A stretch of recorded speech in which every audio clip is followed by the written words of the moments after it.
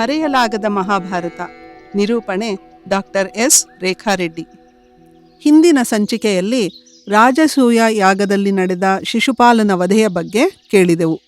ಇಂದು ಮಾಯಾ ಅರಮನೆಯಲ್ಲಿ ದುರ್ಯೋಧನ ಹೇಗೆ ಅಪಮಾನಿತನಾದ ಎಂಬುದರ ಬಗ್ಗೆ ತಿಳಿಯೋಣ. ರಾಜಸೂಯ ಯಾಗದ ನಂತರ ಆಮಂತ್ರಣಗೊಂಡಿದ್ದ ರಾಜರೆಲ್ಲ ತಮ್ಮ ತಮ್ಮ ರಾಜ್ಯಗಳಿಗೆ ಹಿಂತಿರುಗಿದ್ರು. ಯುಧಿಷ್ಠಿರ ತನ್ನ ಕೌರವ ಸಹೋದರರನ್ನ ಮತ್ತಷ್ಟು ದಿನ ಇರುವಂತೆ ಉಪಚಾರ ಮಾಡ್ದ. ದುರ್ಯೋಧನನಿಗೆ ಇಂದ್ರಪ್ರಸ್ಥದಲ್ಲಿ 1 ನಿಮಿಷನೂ ಇರೋದಕ್ಕೆ ಇಷ್ಟ ಇರಲಿಲ್ಲ. ಈಗಾಗಲೇ ರಾಜಸೂಯ ಯಾಗದಲ್ಲಿ ಯುಧಿಷ್ಠಿರನಿಗೆ ಆಹ್ವಾನಿತರು ಕೊಟ್ಟ ಬಹುಮಾನದ ರಾಶಿ ಮತ್ತು ಖಜಾನೆಯ ಸಂಪತ್ತನ್ನು ಕಂಡಿದ್ದ ದುರ್ಯೋಧನನ ಮಾತ್ಸರ್ಯ ಹೆಡೆ ಎತ್ತಿತು. ಆದರೆ ಶಕುನಿ ಪಾಂಡವರ ಶಕ್ತಿಯನ್ನು ಪರೀಕ್ಷಿಸುವುದಕ್ಕೆ ಇಲ್ಲಿ ಇನ್ನೂ ಸ್ವಲ್ಪ ದಿನ ಇರೋದು ಒಳ್ಳೆಯದು ಎಂದು ದುರ್ಯೋಧನನನ್ನು ಒಪ್ಪಿಸಿದ್ದ.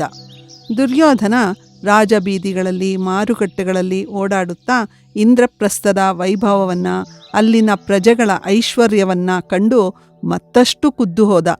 ಅದೇ ಕುರುಬಿನಿಂದ ಮಾಯಾ ಅರಮನೆಗೆ ಒಂಟಿಯಾಗಿ ಹೋದ. ಮಯ ನಿರ್ಮಿತ ಅರಮನೆ ಭ್ರಮೆಯನ್ನು ಉಂಟುಮಾಡಿ ಮಾಯಾಲೋಕವನ್ನೇ ಸೃಷ್ಟಿಸಿತ್ತು. ಯಾವುದೂ ಕಂಡಂತೆ ಇರಲಿಲ್ಲ. ಹೂವಾಗಿ ಕಂಡದ್ದು ಮುಳ್ಳಿನ ಗಿಡವಾಗಿ, ಮುಳ್ಳಾಗಿ ಕಂಡದ್ದು ಮನೋಹರ ಹೂವಾಗಿ ನೋಡುವವರನ್ನ ಮರಳು ಮಾಡುತ್ತಿತ್ತು. ಅರಮನೆಯ ನೆಲ ಎಷ್ಟು ನುಣುಪಾಗಿತ್ತೆಂದರೆ ನೀರಿನಂತೆ ಪ್ರತಿಫಲಿಸುತ್ತಿತ್ತು. ನೀರು ನೆಲದಷ್ಟು ನಿಶ್ಚಲವಾಗಿತ್ತು. ನೆಲ ಮತ್ತು ನೀರಿನ ವ್ಯತ್ಯಾಸ ತಿಳಿಯದ ಹಾಗಿತ್ತು. ಇದನ್ನೆಲ್ಲ ಬೆರಗಾಗಿ ನೋಡುತ್ತಾ ದುರ್ಯೋಧನ ಅಡ್ಡಾಡುತ್ತಿದ್ದ. ಒಂದು ಕಡೆ ನೆಲವನ್ನ ನೀರೆಂದು ಭ್ರಮಿಸಿ ಹಾಕಿಕೊಂಡಿದ್ದ ಬಟ್ಟೆಯನ್ನ ಎತ್ತಿ ಕಾಲನ್ನ ಹುಷಾರಾಗಿ ಕೆಳಗಿಟ್ಟ. ಆದರೆ ಅದು ನೆಲವಾಗಿತ್ತು. ಆ ಕಡೆ ಈ ಕಡೆ ನೋಡಿ ಸದ್ಯ ಯಾರೂ ನೋಡಲಿಲ್ಲ ಎಂದು ಅತ್ತಿತ್ತ ನೋಡಿದ. ಅಲ್ಲೇ ಮಾಳಿಗೆಯ ಮೇಲೆ ಸಾಮ್ರಾಜ್ಞಿ ದ್ರೌಪದಿ ತನ್ನ ಸಖಿಯರೊಂದಿಗೆ ನಡೆದು ಬರುತ್ತಿದ್ದನ್ನು ನೋಡುತ್ತಾ ಅಸಹನೆಯಿಂದ ಮುಂದಕ್ಕೆ ಕಾಲಿಟ್ಟ. ಅಷ್ಟೇ, ನೀರಿನಲ್ಲಿ ಕಾಲು ಜಾರಿ ಬಿದ್ದ. ಅವನು ಬಿದ್ದ ಶಬ್ದಕ್ಕೆ ರಾಣಿವಾಸದ ದಾಸಿಯರೆಲ್ಲ ಗಹಗಹಿಸಿ ನಕ್ಕರು. ನಗುವಿನ ಅಲೆಯ ನಡುವೆ ಕುರುಡನ ಮಗನೂ ಕುರುಡನೇ ಎಂಬ ಪದಗಳು ದುರ್ಯೋಧನನ ಕಿವಿಯನ್ನ ಮುಟ್ಟಿದವು. ಹತ್ತಿರದಲ್ಲಿದ್ದ ಚಾರರು ಓಡಿ ಬಂದು ಅವನಿಗೆ ಏಳಲು ಸಹಾಯ ಮಾಡಲು ಕೈ ಚಾಚಿದರು. ದುರ್ಯೋಧನ ಅವರ ಕೈಗಳನ್ನು ಒರಟಾಗಿ ತಳ್ಳಿ ಸಾವರಿಸಿಕೊಂಡು ಎದ್ದು ನಿಂತು ಅಪಮಾನದಿಂದ ಕುದಿಯುತ್ತಾ ರಾಣಿವಾಸದತ್ತ ದುರದುರನೆ ನೋಡಿದ್ದೇ ಒದ್ದೆ ಬಟ್ಟೆಯಲ್ಲೇ ರಥವನ್ನು ಹತ್ತಿ ಆಗಿಂದಾಗ್ಗೆ ಹಸ್ತಿನಾಪುರಕ್ಕೆ ಮರಳಿದ. ಅವನ ಹಿಂದೆಯೇ ಕರ್ಣ, ಶಕುನಿ ಮತ್ತು ಅವನ ಸಹೋದರರು ಹೊರಟರು. ಇಂದ್ರಪ್ರಸ್ಥದಿಂದ ದುಮುಗುಡುತ್ತಾ ಬಂದ ದುರ್ಯೋಧನ ತನ್ನ ಅಂತಃಪುರದ ವಸ್ತುಗಳನ್ನೆಲ್ಲ ಎತ್ತಿ ಬಿಸಾಡಿದ. ಆದರೂ ಅವನ ಮನಸ್ಸಿಗೆ ಸಮಾಧಾನವಾಗಲಿಲ್ಲ. ಹಸ್ತಿನಾವತಿಯೇ ಅಲ್ಲಾಡಿ ಹೋಗುವಂತೆ ಕಿರುಚಾಡಿದ. ಅವನ ಸ್ಥಿತಿಯನ್ನು ಕಂಡು ಭಯಗೊಂಡ ದಾಸಿಯರು ಧೃತರಾಷ್ಟ್ರನನ್ನ ಕರೆತಂದರು. ಧೃತರಾಷ್ಟ್ರನನ್ನು ನೋಡಿ ದುರ್ಯೋಧನನ ದುಃಖ ಇನ್ನೂ ಹೆಚ್ಚಾಯಿತು. ಪಾಂಡವರಿಗಿಂತ ಕೀಳಾದ ಈ ಜೀವನ ನನಗೆ ಬೇಡವೇ ಬೇಡ ಎಂದು ನೆಲದ ಮೇಲೆ ಬಿದ್ದು ಪ್ರಲಾಪಿಸಿದ. ಮಗನ ಸ್ಥಿತಿಯನ್ನು ಕಂಡ ಧೃತರಾಷ್ಟ್ರನ ಹೃದಯ ಒಡೆದು ಹೋಯಿತು. ಶಕುನಿ, ನನ್ನ ಮಗನನ್ನ ಉಳಿಸಿಕೊಡು ಎಂದು ಗೋಳಾಡಿದ. ಶಕುನಿ, ಕರ್ಣರು ಓಡಿ ಬಂದು ದುರ್ಯೋಧನನನ್ನ ಎತ್ತಿ ಸಮಾಧಾನಪಡಿಸಲು ಪ್ರಯತ್ನಪಟ್ಟರು. ಶಕುನಿ, ದುರ್ಯೋಧನ, ನಿನಗೇನು ಕಡಿಮೆ? ನೀನು ಒಬ್ಬ ಮಹಾಯೋಧ.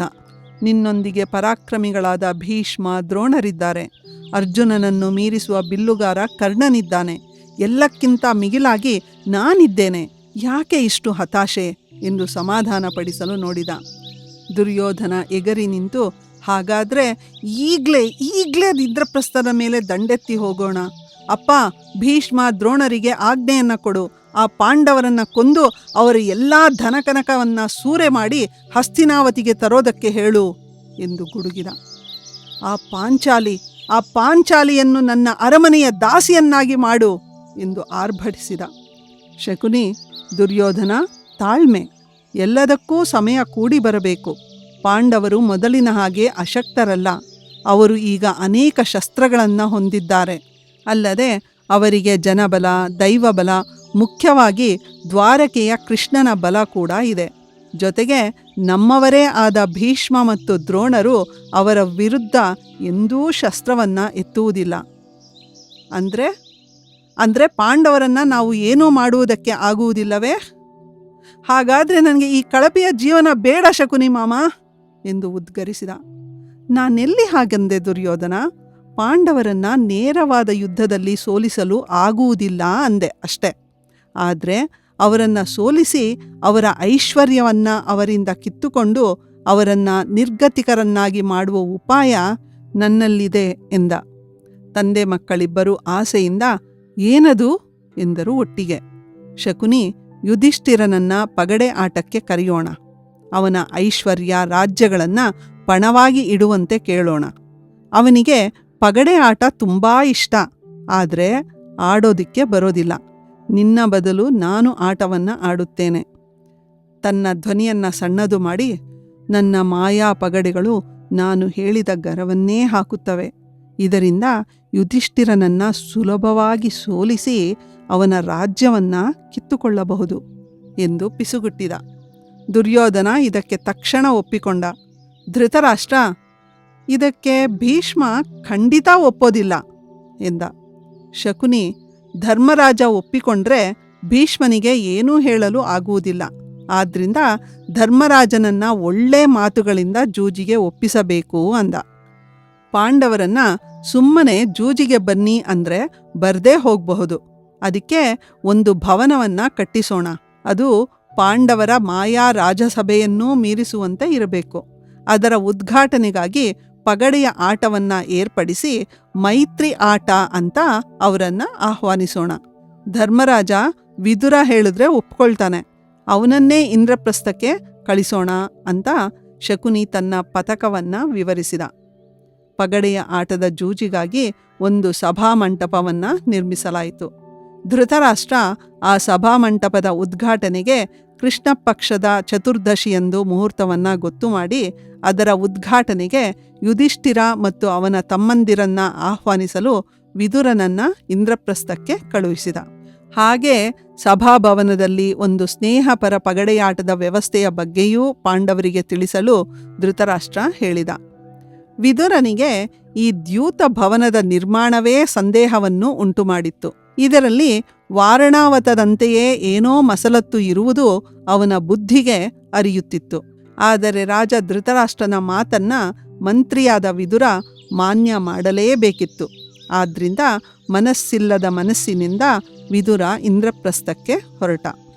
ಇಂದ್ರಪ್ರಸ್ಥದಲ್ಲಿ ಪಾಂಡವರು ವಿದುರನನ್ನ ಪ್ರೀತಿ ವಿಶ್ವಾಸಗಳಿಂದ ಬರಮಾಡಿಕೊಂಡರು. ಉಭಯ ಕುಶಲೋಪರಿಗಳು ಆದ ನಂತರ ವಿದುರ ದ್ಯೂತ ಸಭಾಮಂಟಪದ ನಿರ್ಮಾಣ ಮತ್ತು ಅದರ ಉದ್ಘಾಟನೆಯ ಬಗ್ಗೆ ಹೇಳಿ ಯುಧಿಷ್ಠಿರನನ್ನ ಉದ್ಘಾಟನೆಗೆ ಆಹ್ವಾನಿಸಿದ.